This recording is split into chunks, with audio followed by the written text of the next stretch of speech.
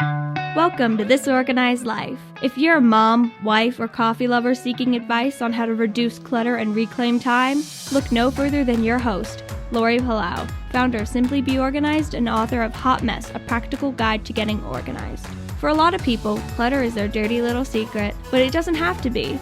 Each week, we will share practical tips, chat with experts, and provide strategies on how to keep you organized. I hope that by sharing our stories, you feel a little less alone and more empowered to tackle the areas that are holding you back. So let's get started.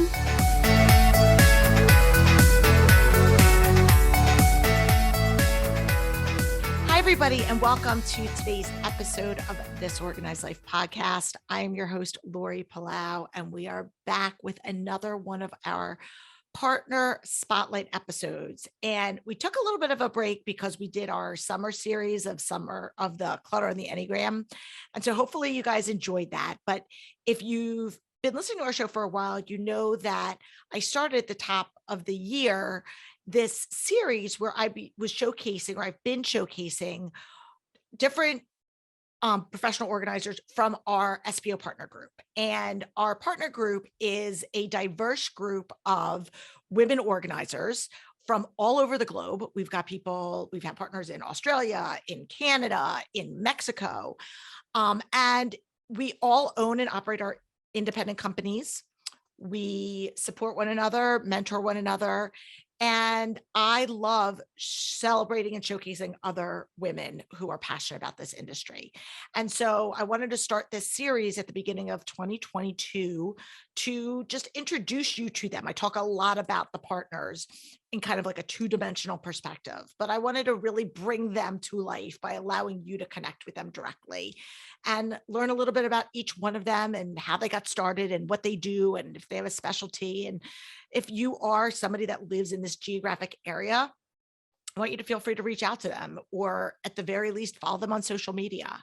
And we've gotten such a great response. And it's also been very inspirational for a lot of our listeners who are thinking about starting a professional organizing business.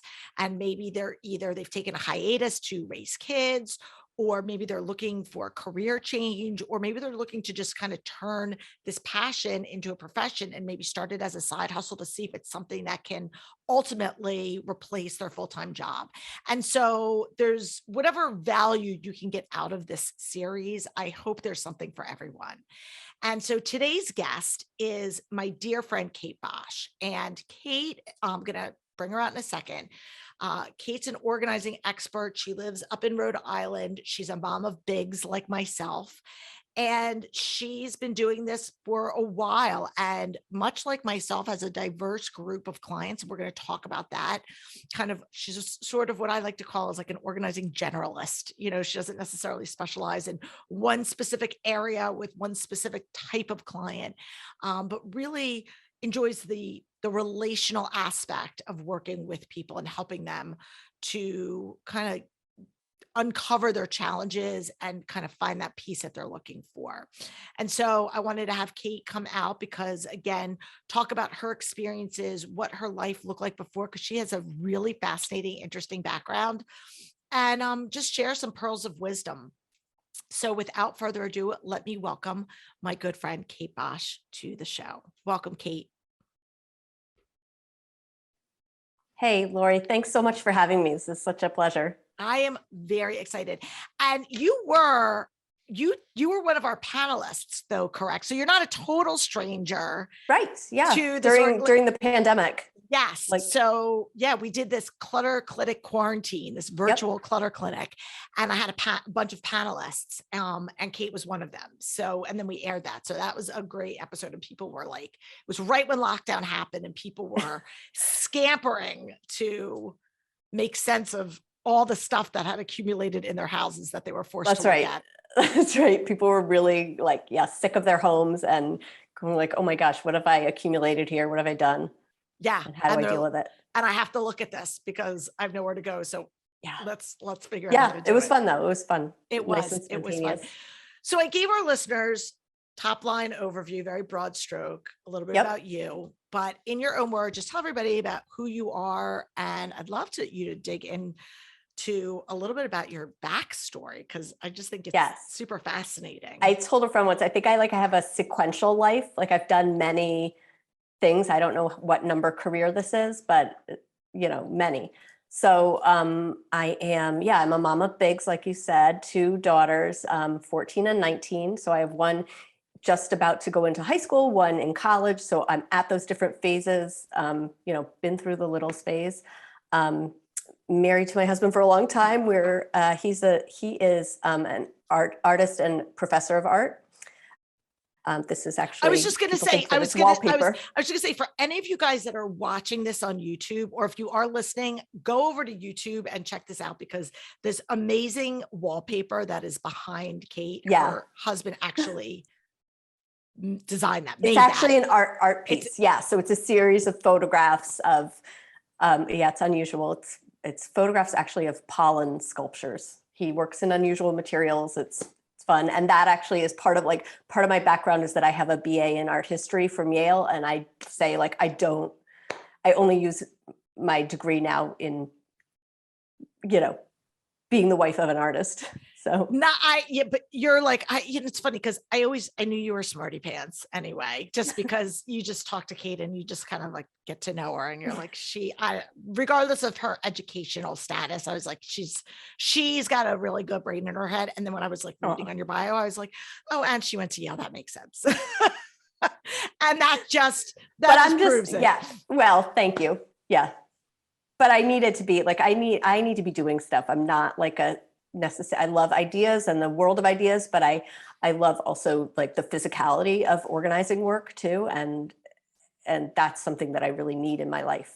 Yeah. And before we get into kind of the nuts and bolts of your organizing business, which obviously I want to talk about, and kind of your philosophy and strategies and all that good stuff. Sure. You were an entrepreneur before starting Kate Bosch Organizing. Yep. So even though you were raising kids and kind of wearing a mom hat and all that stuff, you were also a business owner. Can you just kind of tell everybody, because it's super fascinating. Oh, thanks. Well, so before I had kids, I had gotten into after, world of art history, I wanted to get into fashion industry in some capacity. And I ended up, I worked for a small clothing manufacturer, and I was taking millinery courses at night. And so I learned, explain to everybody what millinery courses are. I learned to become a milliner, which is a hat maker. So I was a hat maker for a while, and then, and eventually it led to opening a business. So I had a store in a small town in New Hampshire, and it was actually a shoe and hat store. And I made all the hats for the store and made custom hats for people. So I've always been entrepreneurial, and I love the kind of independence of owning my own business and being able to just have an idea and just immediately make it happen. And I love the relating to clients and that personal customer service aspect. So that's what I did before kids. I sold the store when we had kids, and I was a stay-at-home mom for a long time and a professional volunteer, I think. Yes, she does a lot. Kate and I talk a lot offline about both of the philanthropic community things that we do, which is also, we factor that into kind of living our organized life when you talk about the time management expectation and all that fun stuff. So walk us through what were the dots that connected you, or the breadcrumbs that led you to say, not only do I practice these organizing principles in my own life, in my own house, but I want to actually turn this into a business where I'm going out there and serving other people? Yeah, well, it was, so organizing as a business is something that I've had in the back of my mind for a long time. I think it was probably Peter Walsh, Clean House, right? Wasn't that the name? Clean Sweep. Clean Sweep. Yes. Yeah. I love that. Love him. I was like, oh, this is so much fun. And I'd always done that kind of thing for friends and family. I can still remember cleaning out helping my high school best friend with her room. And, so it was something that was in the back of my mind. And then I was in a Mothers of Preschoolers group with my younger daughter, and they had a professional organizer come to speak. And I was like, I really could like do this. that. I could You're do like, that. I could do that. I could do that. Right. But actually what I first did was I hired her to help me reorganize my kitchen. And because we had this kitchen we had renovated before we even had kids.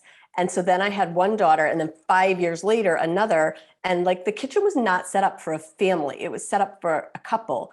And, so she helped me reorganize the kitchen. But while we're working together, I'm like, I could totally do this. It was fun to work with her and see the perspective of a client. And sometimes it's, even as an organizer, like I like to have fresh eyes on my stuff, Totally. Yeah. So then I kind of reached out to her, and she sort of mentored me into the business. Which is lovely, because yes, she's great. Not everybody is receptive to that, a lot. I guess, but I have found that the organizing industry is a really collaborative industry. My older daughter was involved in FIRST Robotics, and they have this term called cooperation. It's like cooperation, competition. And I think that that's really a hallmark of the organizing industry as well.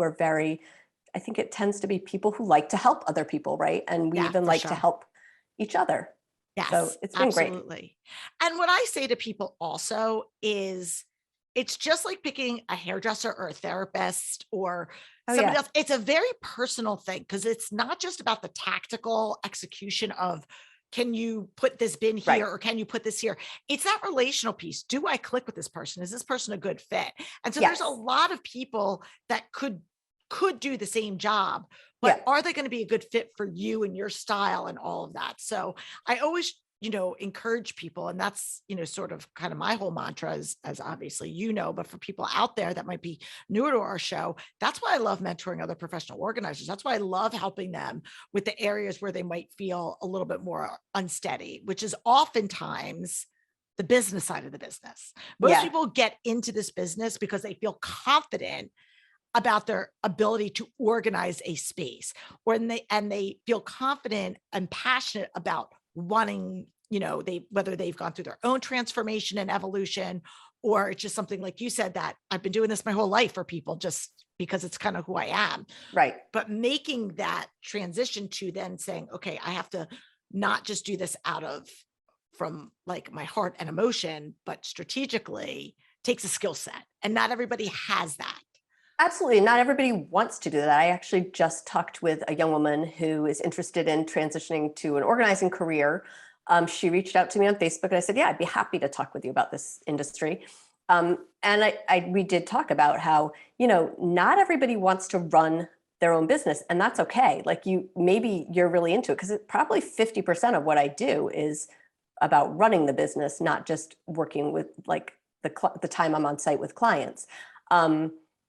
And so, maybe she wants to work with another organizer as an employee and just do the organizing work, or maybe she's really into the creative part of running the business. So that's something to think about if you are trying to get into the industry. I love it. I love it.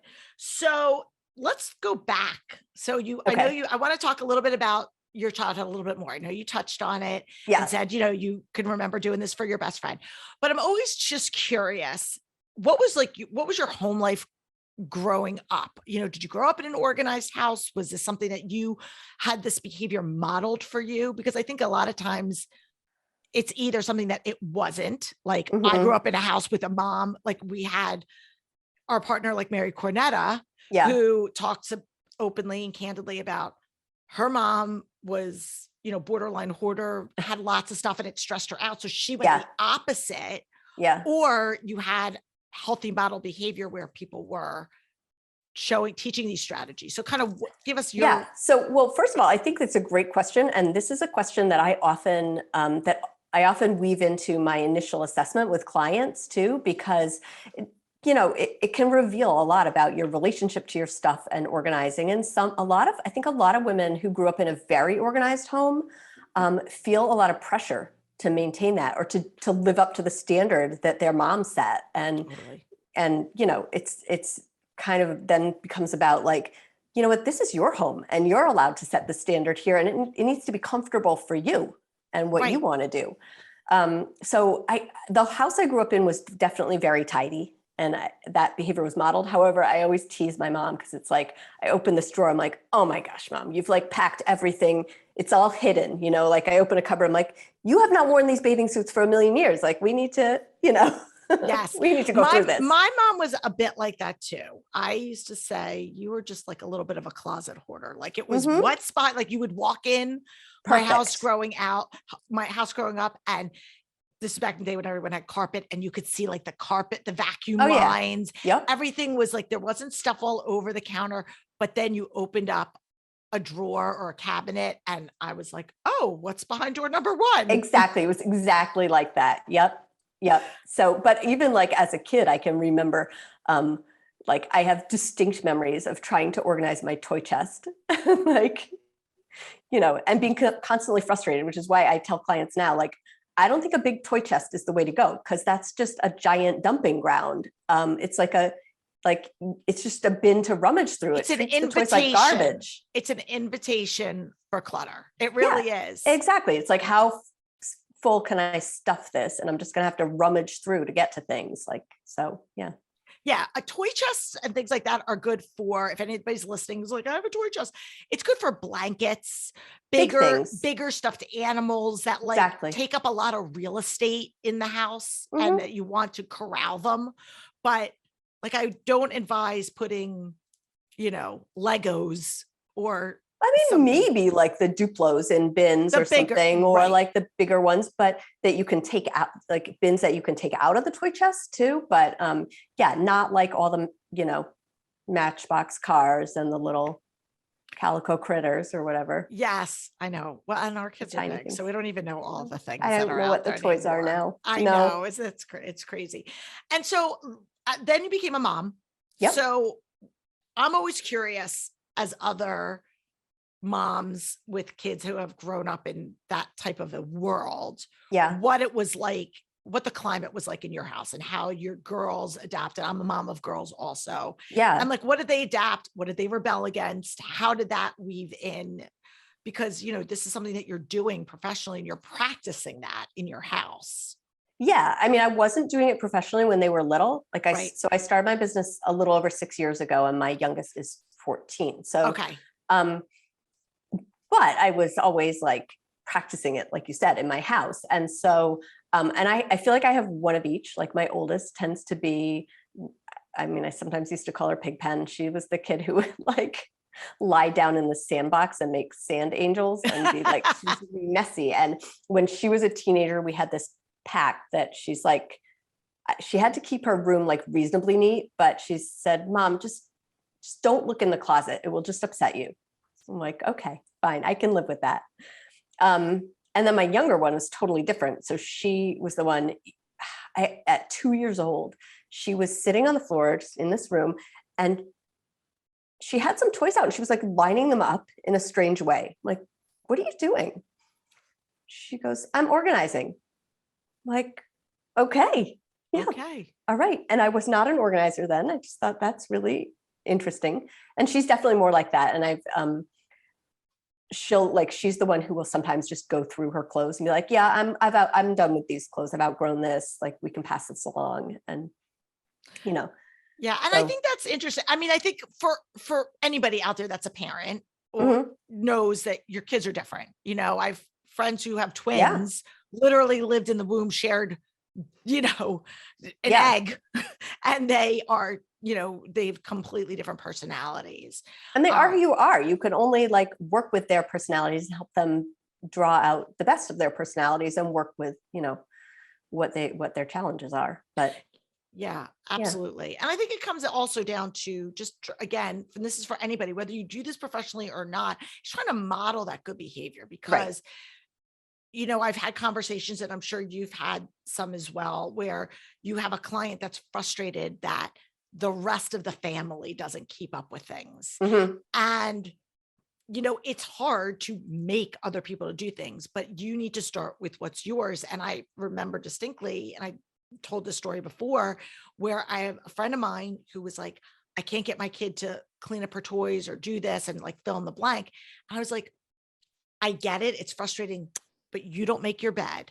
You have piles of mail. You have, so the first step, I mean, you could sit there and be a parent and say, do as I say, not as I do. But I really believe, especially when it comes to organizing, setting that example through action is so much more impactful. Absolutely. I can't tell you the number of times with clients, like they'll call me and they want to talk about every other family member, and like, you really only have control over your stuff. And so many times, like I say, we work on like, let's really take control of your stuff. And when the family members see that behavior modeled, they start to go, oh, I want a piece of that. I want some of that. Like she's starting to really, they see the change in behavior. Maybe they're more calm, more confident about their ability to maintain their space and maintain their stuff. And the rest of the family starts to, they may not go as far with it, but they start to come on board and be like, yeah, I could, come alongside her with this journey. So yeah, definitely. I think it's, and it is important just to work on yourself before you start to try to nag others. The other thing is, like you mentioned Mary Cornetta, and I thought she said something really profound in that interview about that one of the difference between her house and her client's house is that she has a lot less stuff. Yes, in her clients. It is so true. It's so true. And that's like the main thing that I've tried to do. And even with my kids, like they don't need every toy. They need, and I remember when my oldest was like 9 months old, I would sit her on the floor with 3 toys in front of her and she could play for like the better part of an hour because she wasn't distracted by like a million different toys flitting from thing to thing. She would just focus a lot better when she had less. Yep. So, the overstimulation is real. Decision fatigue for adults and for kids is absolutely real. Yeah. And it's interesting. I was just having a conversation with a client on this past week. Mm-hmm. And this is a client that I've worked with for years. And she's gotten like a million times like better in terms of letting things go and kind of removing that emotional clutter component that was really, really like had a stronghold on her. Yeah. But she likes variety. She likes volume. But I said to her, we were going through her closet and we were talking about, all the different things that were there. And I said, forget if you like it. Like, we know that everything that's here now, you like it. We've narrowed it down. This is the stuff that you like. We've removed the stuff that you don't like. You're over it, whatever. Yeah. But here's the next question. And this is what I want people out there to think about, because I thought this was really a good point, was to say to her, I know you like it, but are you actually going to wear it? Because so many people are like, but I really like it. And and yes, it fits. And yes, but are you really going to wear it? Are you really going to, and you could with kids, are you really going to play with it? Are you going to do this? Yeah. And removing of these things just because, so you have to put it then in, and if they say yes, then I challenge her to say, okay, here's the deal. If within a month you haven't worn any of these things, or within a whatever played with these toys, right, these are some parameters, because again, a lot of times we have the best of intentions, but then they don't get executed. Exactly. And then and then with clients, and I like to put some kind of, you need some kind of little trick to remind you, whether it's turning the hangers backwards in the closet, and then if it's still backwards in a month, that means you haven't worn it, right.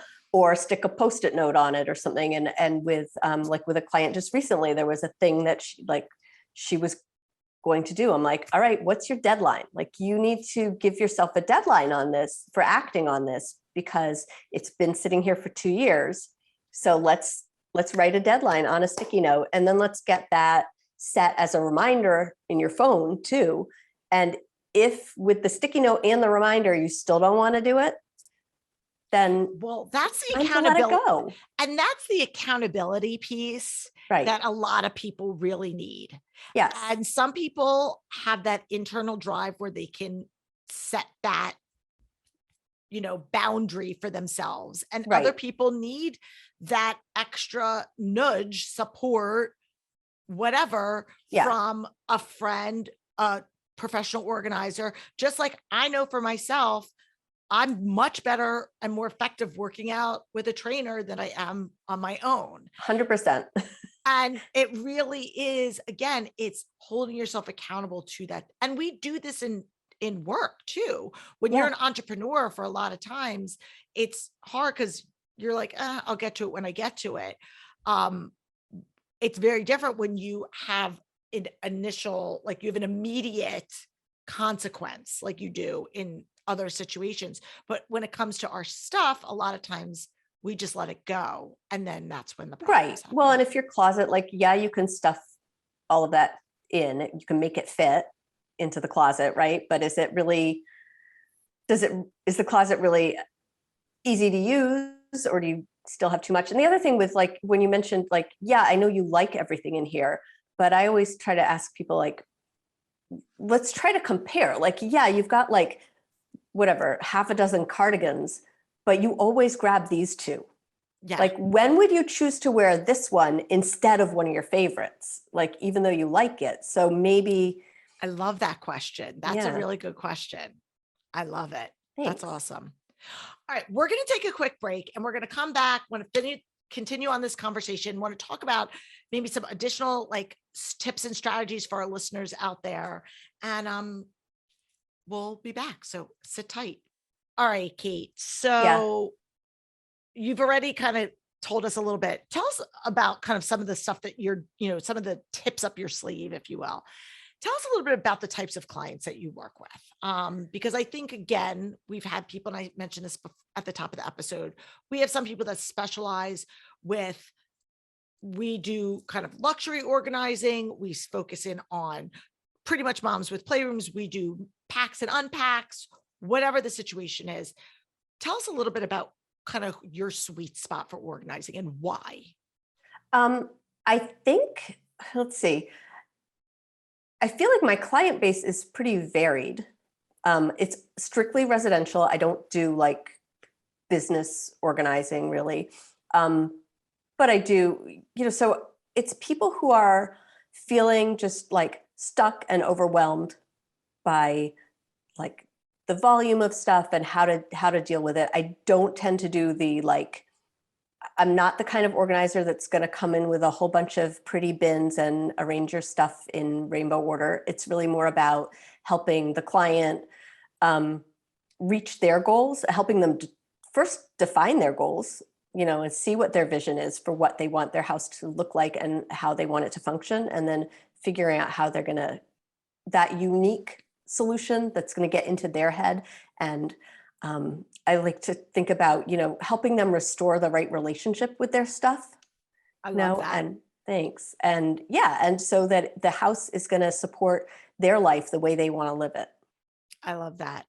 And I think that that's really important because I, obviously you and I've known each other for several years now. And I really believe when it comes to our client base and our approach, you and I are very similar in a lot of ways in the way that we just our approach to looking at stuff, looking at time, looking at what is clutter, how do we define it? And I just love to talk about that because, again, which I also mentioned, you do a lot of volunteer work, you do a lot of things. So we're not just talking about physical clutter. Yeah. It's really talking about that, what I refer to as calendar clutter. How do we do that, time management, for lack of a better word, piece of things? How do we find the time to do the things that we want to do without running ourselves, ragged and having it be sustainable? And it's a work in progress. Right. It's totally. And you know me, that like calendar clutter is my personal, thing that I struggle with. Yes. Cause my husband tells me, he's like, you like to play Tetris with your calendar. Like I like to slot everything in like, and I love to be busy. I don't like to be bored. Like I actually had to finally had to, a long time ago, I realized I was late a lot of times because I hated downtime. I just didn't want to have any downtime. So I'd be right to the minute on things. And so what I ended up doing was I love to read. So I always have some reading material with me so that instead of thinking of it as downtime, I get there early and then it's bonus reading time. Oh, I So, love that reframing of that. yeah. Okay. So my nemesis is, as most people know, is also calendar clutter. And I too also, am like, Yeah. let me just see what I can do. And it will be like, even right before we hopped on the air, I was like, okay, so let me just check one more email. And that's, Totally.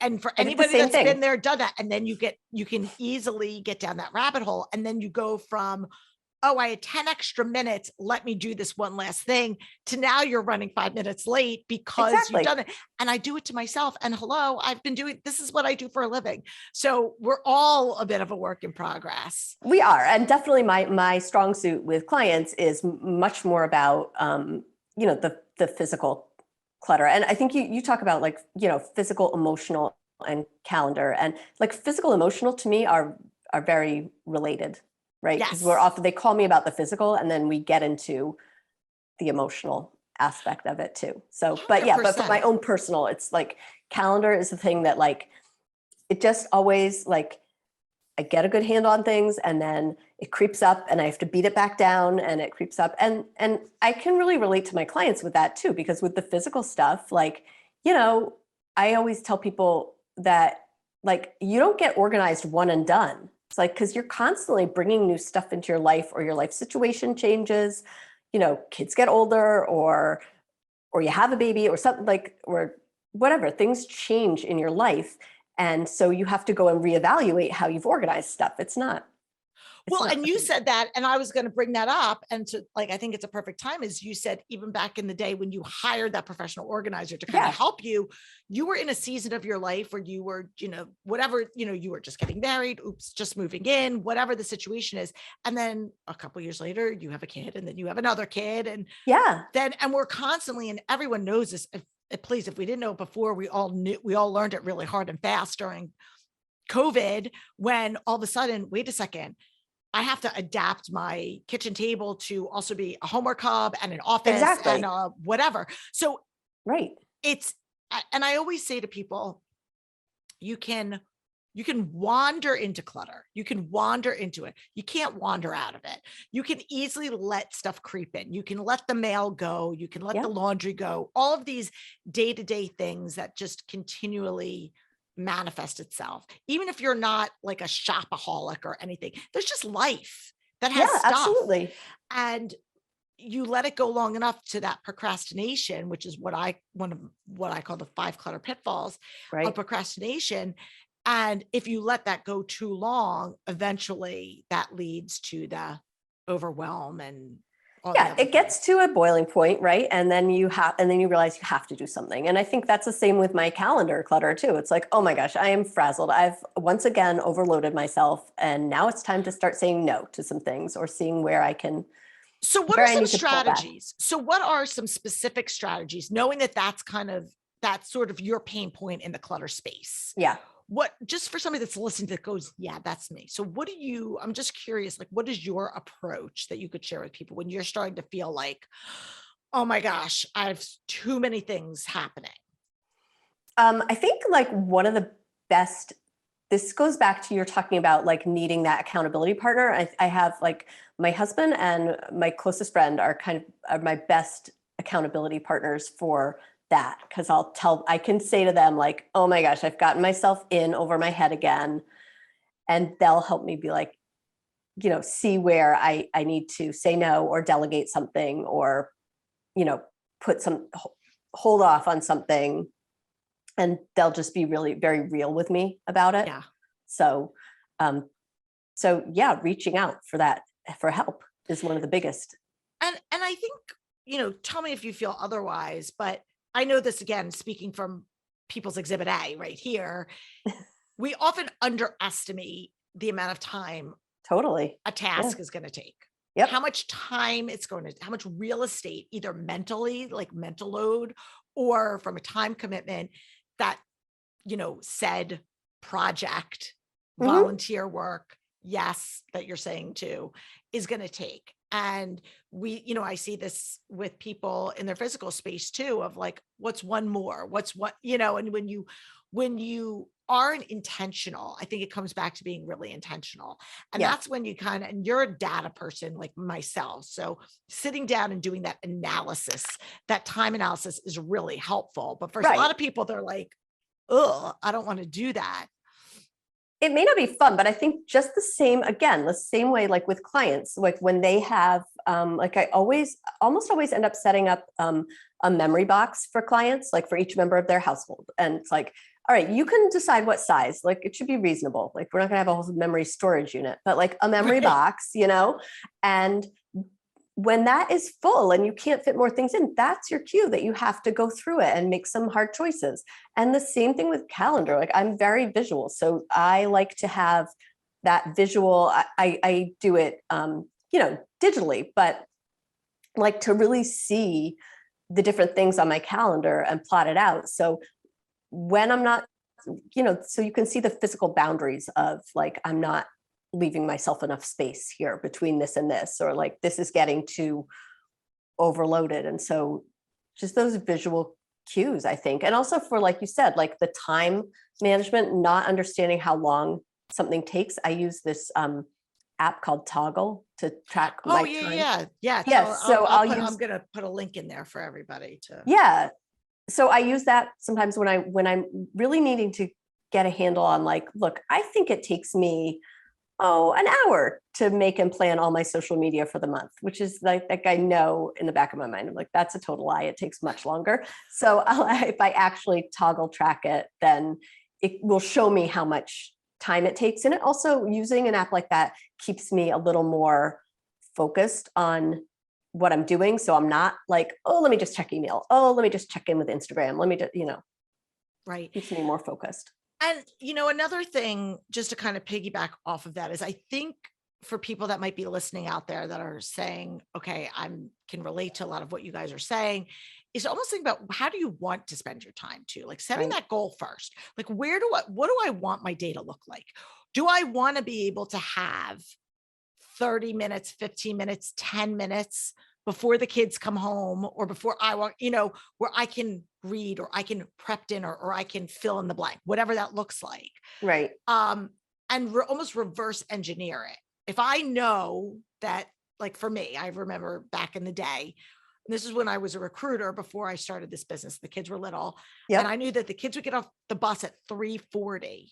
So I used to like to try to like have my last call at 3, then use that time to like wind down, straighten my desk, close things out. And so by 3:30, I could have like 10 minutes to, I don't know, sit, call a friend, go to the bathroom, whatever it was.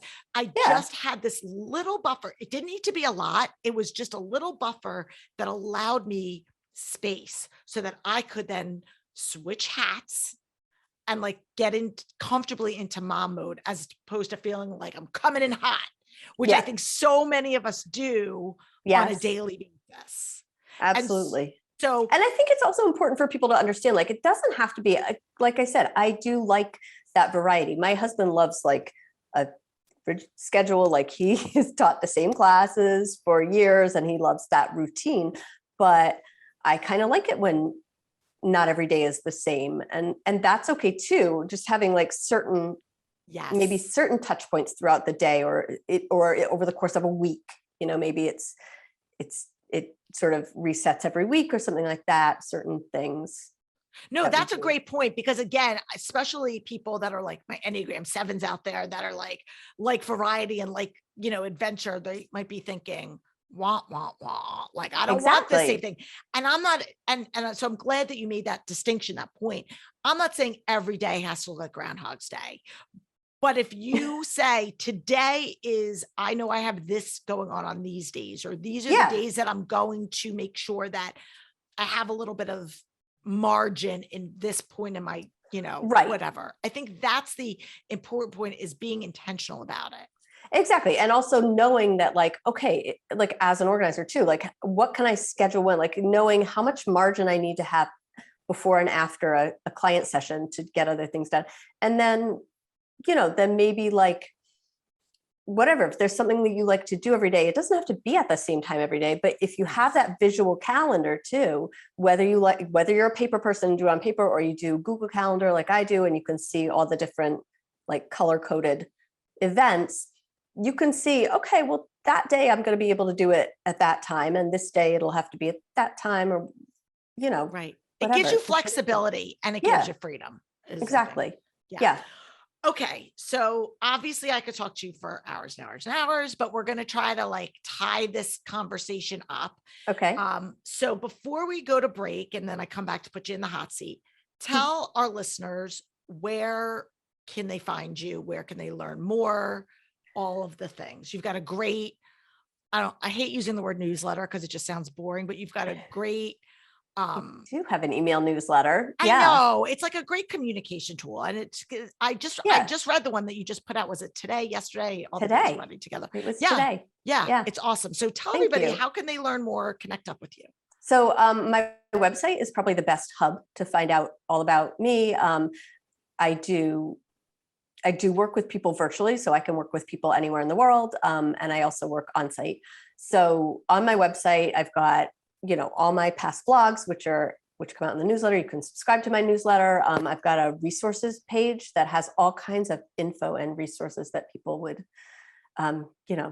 for helping you live your most organized life. And yeah, that's the way that most people like to find out about me. I'm also on Instagram, Facebook, LinkedIn, and I love to post tips and info.